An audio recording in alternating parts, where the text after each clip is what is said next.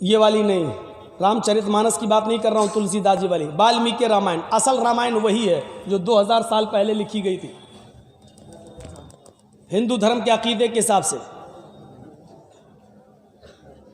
जब रावण सीता को लेके चला गया तो हनुमान और लक्ष्मण दोनों तलाश करके रावण की लंका में आग लगाकर सीता जी को रावण के चंगुल से छुड़ाकर जब लाते हैं और रामचंद्र जी के सामने खड़ा कर देते हैं तो सीता जी रामचंद्र जी के पैरों पे गिर गईं। वहीं से हिंदू धर्म में पैर छूने का रवाज चल रहा है। पैरों पे गिर गईं, उनके पैर छूने लगी। हनुमान और लक्ष्मण ने मेरी इज्जत लुटने से हमको बचा लिया और रावण हमारी इज्जत पर हाथ नहीं डाल सका। लेकिन जब सीता जी रामचंद्र जी के पैर छूने लगी तो रामचंद्र जी ने उनको छूने नहीं दिया। घुटनों तक पहुंची थी, पैरों पे जा रही थी, उन्होंने पकड़ लिया और उठा लिया। और वाल्मीकि रामायण कहती है रामचंद्र जी ने ये जुमले पढ़े, राम रामाय नमः, राम रामाय सत्यम अस्ति। है सीता, मैं राम हूं और राम का भी एक राम है ऊपर वाला। राम रामाय नमः। सीता, राम के राम को नम करो, राम रामाय नमः। राम के राम को, मैं राम हूं तेरा, तेरे राम का राम है ऊपर वाला। हाय सीता, राम के राम को, अपने राम के राम को नमा करो, अपने राम को नहीं। हिंदू भाई समझ बैठे, अपने राम को नमा करो, सर झुकाओ। जबकि रामचंद्र जी ये कह रहे हैं अपने राम के राम को नमा करो, अपने राम के राम के सामने झुको, उसको प्रणाम करो, उसके सामने सर झुकाओ। राम रामाय सत्यम अस्ति। हाय सीता, तेरे राम का ही राम सच्चा है। इसलिए अर्थी दी जाती है जब जनाजा उठता है हिंदू भाइयों में किसी का, तो जब शमशान घाट ले जाते हैं तो क्या पढ़ते हैं मालूम है? क्या पढ़ते हैं? क्या कहते हैं हिंदू भाई? राम राम सत्य है। अब बदल दिया, कहने लगे राम नाम सत्य है, जबकि राम नाम सत्य है नहीं। रामायण में लिखा राम रामाय सत्य, सही शब्द क्या? राम राम सत्य है, यानी राम का राम सच्चा है। तो बहुत से हिंदू तो यही कहते हैं राम राम सत्य है, राम राम सत्य है, राम राम सत्य है।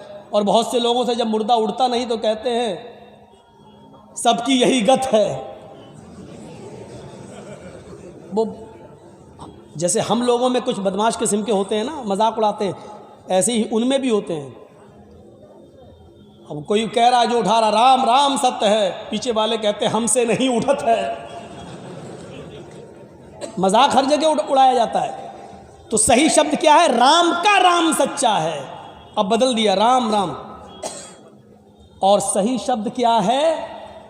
शमशान घाट कहते नहीं, शमशान, शमशान क्या पढ़ते हैं हिंदू लोग? उसको क्या कहते हैं जहां मुर्दे जलाए जाते हैं? शमशान। सही शब्द शमशान नहीं है। ये बात मैं जिंदगी में पहली बार बता रहा हूं आपको। सही शब्द शमशान नहीं है, सही शब्द है शयनशान। क्या है सही शब्द? शयनशान। कितना बिगाड़ हुआ है, बिगड़ के कहां आ गया? शमशान। शमशान का कोई अर्थ ही नहीं होता संस्कृत में। आप उठा के देख लो हिंदी, संस्कृत इंडो हिंदी। और शयनशान का मतलब होता है, आप ट्रेन में सफ़र करेंगे, ट्रेन में जब आप जाएंगे तो आप देखेंगे जो कोच होते हैं रिजर्वेशन कोच, तो उसमें आप देखेंगे इंग्लिश में लिखा होता है स्लीपर कोच, स्लीपर कोच। और हिंदी में क्या लिखा होता है? शयनशान डिब्बा, शयनशान। शयनशान का मतलब, स्लीपर का मतलब सोने वाला, यानी यहाँ पर आदमी सोता है, यानी सोने वाली सीट उसको मिलती है। और उसी को हिंदी में क्या कहते हैं, जहां सुला दिया जाए, शयनशान, सुला दिया जाए, उसी से है शयनशान घाट, यानी मुर्दे को जहां सुलाया जाता हो। आपके यहाँ सुलाया तो जाता ही नहीं है, आपके यहाँ जलाया जाता है। शयनशान का मतलब होता है कब्रिस्तान, जहां मुर्दे को लिटा दिया जाता है।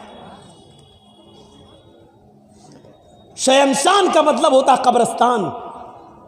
तुम अपने मुर्दों को शयनशान ले जाओ, मतलब क्या हुआ, घाट ले जाओ? नहीं, कब्रिस्तान ले जाओ। यानी दफन करने का सबूत हिंदू भाइयों में भी है, जलाने का सबूत उधर भी नहीं है। लेकिन अब बदल दो। अब जिस देश के अंदर ऐसे पढ़े लिखे पंडित लोग होंगे आजकल की तरह, साक्षी महाराज जैसे लोग, तो वो धर्म का बेड़ा गर्क नहीं करेंगे तो क्या होगा? कोई पढ़ा लिखा आदमी इनके बीच में पढ़ नहीं पा रहा है, उससे डिबेट हो नहीं पा रही है, नहीं तो उसकी पढ़े लिखे लोगों से डिबेट करते ही कब हैं? मैंने आपको बताया था ना, सवाल भी उनके, जवाब भी उनके, एक ही है, दूसरा नहीं। इससे बड़ी तौहीद कहीं होगी? जिस तरह एक प्यार करने वाली पत्नी का एक ही पति होता है, उसी तरीके से सच्चे भक्त का एक ही ईश्वर होता है। जिस तरह बहुत से मर्द रखने वाली पत्नी नहीं वेश्या कहलाती है, ऐसे ही बहुत से देवी देवताओं पर विश्वास करने वाला, उनको मानने वाला वेश्या समान होता है। इससे बड़ी तौहीद कहीं होगी? कुरान करीम अपने अंदाज में उस तौहीद को पेश करता है। इन्नल्लज़ीना तदऊना मिन दूनिल्लाहि लन यख़्लुक़ू ज़ुबाबन वला यज्तमऊ लह। अल्लाह को छोड़कर ये जिनको पुकार रहे हैं, जिनसे मदद मांग रहे हैं, जिनसे बेटा बेटी मांग रहे हैं, अल्लाह का आस्ताना, अल्लाह का दरवाज़ा छोड़कर, अल्लाह का दर छोड़कर ये जिनसे भी मांग रहे हैं, लन यख़्लुक़ू ज़ुबाबन, वो एक मक्खी भी पैदा करने की ताकत नहीं रखते। वला यज्तमऊ लहू, अगरचे वो सब की सब मिल जाएं, यानी कश्मीर से कन्याकुमारी तक और बरेली से बगदाद तक, सब अपने जिंदे मुर्दे पीरों वलियों को सबको इकट्ठा कर ले, सब जिंदे मुर्दे सबको ही जमा कर ले, ये सब मिल जाएं तो एक मक्खी भी पैदा नहीं कर सकते हैं। फिर का मक्खी पैदा करना और उसमें जान डालना तो बहुत बड़ी बात है। इन यस्लुबहुमुज़्ज़ुबाबु शैअन ला यस्तनक़िज़ूहु मिन्हु, अगर मक्खी इनकी खाने पीने की चीज़ पर बैठकर थोड़ा सा लेकर उड़ जाए, अरे मक्खी कितना ले जाएगी? आप हलवा खा रहे हैं और बैठ गई और लेके उड़ गई, तो मक्खी कितना लेके जाएगी? मक्खी है, कितना लेके जाएगी? अल्लाह कह रहा है ये जिनको पुकार रहे हैं वो तो इतने कमज़ोर हैं, मक्खी इनकी जिस चीज़ पर बैठकर जो थोड़ा सा ले गई, अभी उस मक्खी को पकड़ के जो चीज़ ले गई उससे वो चीज़ छीन भी नहीं सकते, वो वापस भी नहीं ले सकते। जो मक्खी का कुछ नहीं बिगाड़ सके वो तुम्हारा क्या बिगाड़ेंगे? ज़ऊफ़त तालिब वल मतलूब, मांगने वाला भी कमज़ोर हो, जिससे मांग रहा है वो भी कमज़ोर, कमज़ोर कमज़ोर के पास जा रहा है, मजबूर मजबूर के पास जा रहा है, बेबस बेबस के पास जा रहा है, लाचार लाचार के पास जा रहा है। एक चीज़ ये हो गई। इस्लाम की दूसरी खूबी, इस्लाम की दूसरी खूबी क्या है? इस्लाम दीन रिसालत है, यानी रसूल का सही मतलब इस्लाम ने बताया। अब देखिए दुनिया में जितने भी धर्म हैं, कोई भी एक धर्म उठाओ और हमें उसका नाम लो और बताओ, कोई भी धर्म ऐसा नहीं है जिसके मानने वालों ने अपने यहाँ जो भी नबी, जो भी पैगंबर उनके यहाँ आया, उसको उन्होंने इंसान रहने ही नहीं दिया। अब देख लीजिए, यहूदियों में कौन आए? मूसा, उज़ैर अल्लाह का बेटा बना दिया। ईसाइयों में कौन आया? ईसा, ईसाइयों ने ईसा को रसूल रहने ही नहीं दिया, इंसानियत से निकाल के सन ऑफ गॉड, अल्लाह का बेटा बना दिया। आप लुम्बनी चले जाइए, लुम्बनी नेपाल में, गौतम बुद्ध की एक बहुत बड़ी मूर्ति बनी हुई है। जापान और दूसरे देशों से भी लोग आते हैं गौतम बुद्ध की मूर्ति के पास देखने के लिए। तो गौतम बुद्ध, वो गौतम बुद्ध जिनकी पत्नी थी, वो गौतम बुद्ध जिन्होंने शादी की थी, वो गौतम बुद्ध जिनकी पत्नी से एक बेटा पैदा हुआ जिसका नाम राहुल था, उन्होंने अपनी पत्नी और बेटे को छोड़ दिया और जंगल में चले गए सच्चाई को तलाश करने के लिए। और जंगल के पत्ते चबा चबा कर अल्लाह को ढूंढते ढूंढते उन्होंने जंगल ही में अपनी जान दे दी। तो लोगों ने कहा ये सच की तलाश में निकले थे, बीवी बच्चों को छोड़ के सच्चाई के रास्ते को तलाश करने के लिए निकले और जान चली गई। उनको लोगों ने क्या बना दिया? गौतम बुद्ध। और उनकी मूर्ति के नीचे लिखा हुआ है भगवान बुद्ध। यानी उनको भी इंसानियत से, जिसकी बीवी है, जिसका बच्चा राहुल है, उसको भी इंसानियत से निकाल के क्या बना दिया? भगवान। कृष्ण जी इंसान थे और कृष्ण जी जंगल में सो रहे थे। और पढ़िए महाभारत, कृष्ण जी जंगल में लेटे थे। एक शिकारी शिकार खेलने के लिए गया और उसने हिरन को तीर मारा और उस तीर में जहर लगा हुआ था, जहर कि हिरन को लगेगा, जब तक उसके पास भाग के जाएंगे तब तक उसके जहर से वो मर जाएगा और हम उसको पकड़ के ले आएंगे और अपने यहाँ खा लेंगे। शिकारी हिरन का शिकार करने गया, उसने हिरन को तीर मारा लेकिन हिरन को तीर नहीं लगा। कृष्ण जी सो रहे थे, जंगल में लेटे थे, उनके पैर के निचले हिस्से में तलवे में वो तीर घुस गया, जहर लगा था। जहर के असर से कृष्ण जी मृत्यु पा जाते हैं। कृष्ण जी चले गए। भगवान है कृष्ण जी और तीर में लगे हुए जहर के असर से मृत्यु पा जाते हैं। इंसान हैं लेकिन उनको भगवान का दर्जा देके क्या कह दिया गया?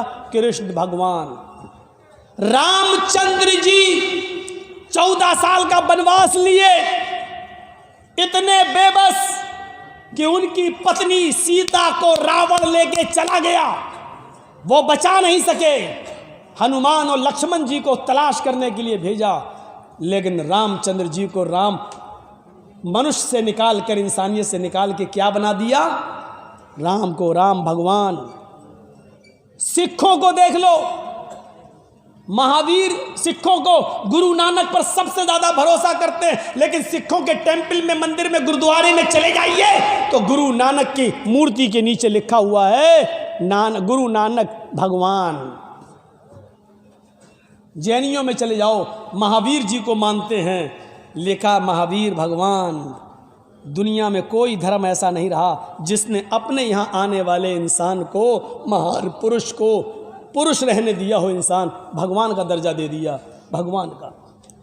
सिर्फ इस्लाम एक ऐसा मजहब है जिसने मुहम्मदुर रसूलुल्लाह सल्लल्लाहु अलैहि वसल्लम को भगवान का दर्जा नहीं दिया। आने वाले उस नबी के बारे में अल्लाह ताला ने फरमाया क्या है? दुनिया के मुसलमानों, अल्लाह मैं ही हूं, तुम्हारे दरमियान हम जो रसूल भेजे हैं, जो पैगंबर भेजे हैं, वो भगवान नहीं है।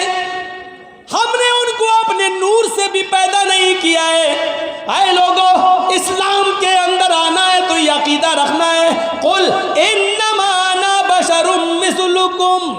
ऐ नबी, आप भी अपनी जबान से कह दीजिए इन्नमा अना बशरुम मिस्लुकुम, कि मैं तुम्हारी तरह का एक बशर हूँ, मैं तुम्हारी तरह का एक इंसान हूँ, मैं तुम्हारी तरह का एक मनुष्य हूँ, तुम्हारी तरह का एक इंसान हूँ। हाँ, मेरा मकाम सबसे बड़ा है, मेरा दर्जा सबसे ऊंचा है, इसलिए कि मेरे पास वही आती है। लेकिन इंसान होने में कोई फर्क नहीं है। 2 आंखें तुम्हारी, 2 आंखें मेरी, 2 कान तुम्हारे, 2 कान मेरे, 2 हाथ तुम्हारे, 2 हाथ मेरे, 2 पैर तुम्हारे, 2 पैर मेरे।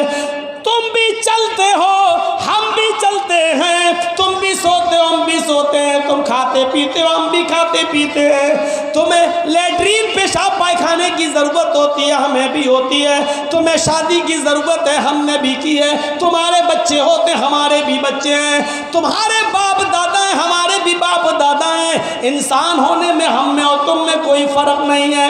हाँ, फ़र्क है मकाम और मर्तबे का, फ़र्क है तो दर्जे का फ़र्क है। अल्लाह ताला ने इंसानियत में सबसे ऊंचा मकाम मेरा रखा है, सबसे ज़्यादा फजीलत मेरी रखी है, इसलिए कि मेरे पास जिब्राइल आते हैं, कुरान लेके आते हैं, अल्लाह की वही आती है, कुरान मेरे ऊपर उतरता है। इस कुरान की बरकत ने हमें तमाम औरत से अफजल कर दिया है, लेकिन इंसान होने में कोई फ़र्क नहीं है। फिर आपने नमाज कायम की तो फरमाया देखो इबादत तो अल्लाह की कर रहे हो, इसमें मेरा कोई रोल नहीं है, इबादत मेरे तरीके पे कर रहे हो, बस इतना रोल है। इबादत अल्लाह की हो रही है, तरीका मेरा आप अपना रहे हैं, लेकिन इस इबादत में भी आपने कहा पहले मुझे अल्लाह का बंदा मानना, फिर अल्लाह का रसूल मानना, इंसानियत से मुझे मत निकालना। जब भी नमाज ख़त्म करो और आखिरी रकात में बैठो और मेरे ऊपर अत्तहियात पढ़ो तो उसमें ये ज़रूर पढ़ना अशहदु अन्ना मुहम्मदन अब्दुहु व रसूलुहु, मैं गवाही देता हूँ कि मोहम्मद अल्लाह के बंदे और उसके रसूल हैं। पहले बंदा कहो फिर रसूल कहो, यानी मैं अल्लाह का रसूल भी हूँ और इंसान भी हूँ। अब्द यानी बंदा, मैं अल्लाह का बंदा, मोहम्मद इब्न अब्दुल्ला भी हूँ और मोहम्मदुर रसूलुल्लाह भी हूँ। आप मुझे बंदा भी मानो और रसूल भी, दोनों बातें मानोगे तो मुसलमान हो, वरना नहीं। फिर वेदों को पढ़िए, उसने भी आखिरी नबी को इंसान ही बताया। वेदाहमिद पुरुष महानिमादित्तो, वेदाहमिद पुरुष महानिमादित्तो वरुण तपस प्रस्ताप्यन्याय। वेदाहमिद पुरुष, अहमद इस दुनिया में आएंगे, पुरुष इंसान होंगे, वेद भी कह रहा है कि वो पुरुष होंगे, वो इंसान होंगे, पुरुष इंसान मनुष्य, वो पुरुष होंगे इंसान होंगे। वेदाहमिद पुरुष महानिमादित्य, बहुत बड़े महान पुरुष होंगे, उनके बराबर कोई दूसरा नहीं होगा। वरुण तपसा, ईश्वर का अल्लाह का बहुत ज़्यादा नाम लेने वाले होंगे, अल्लाह की भक्ति करने वाले होंगे। वरुण तपसा, बहुत तपस्या करने वाले होंगे। प्रस्ताद, जब अल्लाह ईश्वर का बहुत ज़्यादा नाम लेने वाला इस धरती पर आ जाए और उसका नाम अहमद हो और वो सबसे महान पुरुष इंसान हो, तो तुम उसी के घर में चले जाना, उसी की कुटिया में चले जाना, उसी के धर्म में शामिल हो जाना। प्रस्ताव, उसी की कुटिया में चले जाना, प्रस्ताव, उसी के नक्शे कदम पे चलना, वो जो कहे उसी की बात मानना, अहमद के रास्ते पे चलना। यन्याय, स्वर्ग में जन्नत में जाने का अहमद के रास्ते के अलावा कोई मार्ग, कोई दूसरा रास्ता नहीं है। अहमद के रास्ते के अलावा कोई दूसरा रास्ता नहीं है। ये लीजिए, इंसान बता दिया वेदों ने भी, और अल्लाह के रसूल तो इतने बड़े ऐसे इंसान थे, लेकिन सादगी का हाल ये था कि एक शख्स को किसी ने भेजा कि जाओ हमारे गांव में ये परेशानी है और उसकी शिकायत अल्लाह के रसूल से करो। वो अल्लाह के रसूल के पास आया, कहने लगा कि मैं परेशानी बताऊंगा। जैसे वो अल्लाह के नबी के पास आया तो अल्लाह के नबी का चेहरा देखकर वो डर गया, कांपने लगा। इतना रौब था नबी के चेहरे पर कि अल्लाह के नबी को देखकर वो कांपने लगा, थर्राने लगा और अपनी बात कह ही नहीं पा रहा था। अल्लाह के रसूल उठे, उसके पास गए और कहा कि तुम किस गांव से आए हो? फला गांव से। क्या बात है, तुम कुछ कहना चाहते हो? जी जी जी, कहो, बेफिक्र होके कहो, डरो नहीं। जी वो मेरे गाँव में नहीं कह पाए। तो अल्लाह के रसूल ने उसका डर निकालने के लिए क्या कहा? डरो नहीं, इन्नी लस्तो भी मालिक। अरे मैं कोई बादशाह थोड़ी हूँ, मैं कोई बादशाह थोड़ी हूँ जो तुम मुझसे डर रहे हो। आना बनो इमरातिन ताकुल कदीद, मैं भी अरब की ऐसी औरत का बेटा हूँ, मुझे भी उस माँ ने पैदा किया है, मुझे भी उस औरत ने अपने पेट से जना है जो गोश्त के सूखे टुकड़े खाती थी, खुश्क गोश्त, सूखा हुआ गोश्त खाती थी। कदीद, अरब के अंदर कदीद उस गोश्त को कहते थे जो पहले ऊँट काटा जाता था। ऊँट जैसे मान लीजिए ज़िबा कर दिया, नहर कर दिया, तो 5 किलो 10 किलो गोश्त इकट्ठा कर लिया और उसको धूप में डाल दिया और नमक वमक लगा के, साल्ट वाल्ट लगा के उसको धूप के अंदर खुश्क कर लिया, फिर उसको रख लिया अपने यहाँ और उसी में से आधा किलो 250 ग्राम पाव भर निकाला, जब ज़रूरत हुई खा लिया। और 2 महीने 3 महीने 4 महीने तक अरब के लोग खाते थे। उस गोश्त को कहते हैं कदीद। तो क्या कहा? मैं ऐसी औरत का बेटा हूँ जिसको ताज़ा गोश्त भी नहीं मिलता है, जो गोश्त के सूखे टुकड़े खाती थी, खुश्क गोश्त खाती थी। मैं उस माँ का बेटा हूँ, मुझे उस औरत ने पैदा किया, क्यों डर रहे हो मुझसे? मैं बादशाह नहीं हूँ। अल्लाह के रसूल ने अपने आप को एक माँ का बेटा कहा। ज़रा गौर करो इंसान, ये दूसरी खूबी है जो किसी और मज़हब के अंदर हमें नहीं मिलती है। किसी ने अपने आप को इंसान नहीं कहा, और कहा है तो उसके मानने वाले उसको इंसान नहीं मानते सिवाय इस्लाम के। तीसरी खूबी क्या है इस्लाम की? तीसरी खूबी यह है कि ये अपने अंदर सबको शामिल करता है, अमीर के लिए भी और गरीब के लिए भी, दोनों। और दूसरे मज़हब को देखिए, उनकी या तो वो अमीरों को फ़ायदा पहुंचाते हैं या गरीब को फ़ायदा पहुंचाते हैं। अब थोड़ी देर और बैठ जाइए बस, उसके बाद आपको भी जाना है, मुझे मालूम है रात के 12 बजे टाइम मिलेगा तो यही हाल होगा। बैठिए, थोड़ी सी और सुन लीजिए।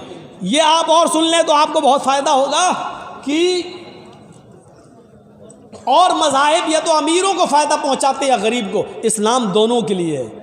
आइए पहले मैं ईसाइयत दिखलाता हूँ, फिर हिंदू धर्म दिखलाता हूँ, और फिर इस्लाम। ये तीन बड़े बड़े मज़हब से एक तकाबुल करके बताता हूँ आपको। ईसाइयत में क्या लिखा है, बाइबल पढ़िए। ईसा अलैहिस्सलाम का एक बहुत गहरा दोस्त था जिसका नाम था पितरस। गौर से सुनना, जिसको जाना हो ये वाक़या सुन ले फिर चला जाए। उसका नाम क्या था? पितरस। ईसा पितरस को ऐसे ही मानते थे जैसे अल्लाह के रसूल हज़रत अबू बकर को मानते थे। ईसा की नज़र में पितरस की वही हैसियत थी। पितरस बहुत बड़ा अमीर आदमी था। पितरस, ईसा अलैहिस्सलाम, जीसस पितरस के पास गए और उससे कहने लगे, आए पितरस, तुम्हारे पास इतनी दौलत है, इतना पैसा, इतना माल, क्या तुम अल्लाह के पास ऊपर लेके जाओगे? क्या तुम ये ऊपर ले जाओगी ये दौलत? तो पितरस ने कहा, मैं क्या करूं? जीसस ने कहा कि सारा माल अल्लाह की राह में खर्च कर दे, सारा माल अल्लाह की राह में खर्च कर दे। पितरस कहने लगा, सारा माल? अरे 10% ख़त्म, 10वां हिस्सा दे दूं? नहीं। 20वां दे दूं? नहीं। अरे अच्छा चलो चौथाई दे दूं? नहीं। सारा माल खर्च करो। लास्ट में पितरस आया, कहने लगा, अच्छा ऐसा करो, मैं आधा माल अल्लाह की राह में खर्च कर देता हूँ और आधा अपने पास, भाई मेरे भी तो बीवी बच्चे हैं, मेरे भी, उनके लिए भी तो हमें छोड़ना है। तो ईसा अलैहिस्सलाम ने, जीसस ने क्या कहा? बाइबल में लिखा है, क्या कहा? अरे नहीं, आधे में भी तुम्हें जन्नत नहीं मिलेगी। सुई के सुराख से ऊंट चला जाए ये तो हो सकता है। लो बाइबल में क्या लिखा है? जीसस क्या कह रहे? ईसा, हाय पितरस, अल्लाह की जन्नत में कोई अमीर चला जाए ये मुमकिन नहीं है। ऊंट, सुई के सुराख से ऊंट का चला जाना तो मुमकिन है, सुई के सुराख से ऊंट का दाखिल होना ये तो हो सकता है, लेकिन अल्लाह की जन्नत में कोई पैसे वाला चला जाए ये मुमकिन नहीं है। जब तक तू गरीबों में सारा का सारा माल नहीं दे देगा तब तक तू जन्नत में नहीं जाएगा। पितरस ने कहा, तो मुझे जन्नत में जाना ही नहीं है। लो भाग आए और ईसा को छोड़ दिया। ये बाइबल कह रही, और सही बात है भैया, पूरा कौन दे देगा? मेरे पास एक ही घर है और कह दो कि जब तक तुम अपना पूरा का पूरा घर नहीं दे दोगे गरीब को तब तक तुम जन्नत में नहीं जाओगे। हम दे देंगे? कभी नहीं देंगे। इसलिए इस्लाम ने क्या कहा, अगर तुम इस्तिताअत रखते हो तो तुम्हारे ऊपर जिम्मेदारी क्या है? 2.5%, 100 में 2.5 रुपया गरीब को दो, 1000 में 25 रुपया दो, 1 लाख में 2.500। हर आदमी दे सकता है, लेकिन कह दो 1000 है पूरा दे दो, तो कौन दे देगा? तो पितरस ने क्या दिया? हटो, नहीं देंगे।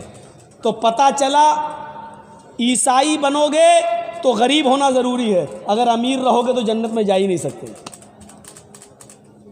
ईसाई धर्म हमें बताता है कि जन्नत में जाना है तो गरीब बनकर जा सकते हो, अमीर रहकर जन्नत नहीं मिलेगी। आओ ज़रा हिंदू धर्म देख लें, मनुस्मृति उठा लो और पढ़ लो। हाय भक्तों, ईश्वर को प्रसन्न करने के लिए हवन करो। सुनो गौर से, हवन करो और हवन में संध्या करो सुबह और शाम, और उस संध्या में हवन के अंदर ये चीज़ें तुम्हारे लिए ज़रूरी हैं। 16 चमचे 16 चम्मच देसी गाय का घी हवन में, यानी आग जलाओ आग, और उस आग में 16 चमचे देसी घी डालो सुबह और 16 चम्मच शाम को। और फिर 100 ग्राम काजू, 100 ग्राम बादाम, 100 ग्राम पिस्ता, 100 ग्राम अखरोट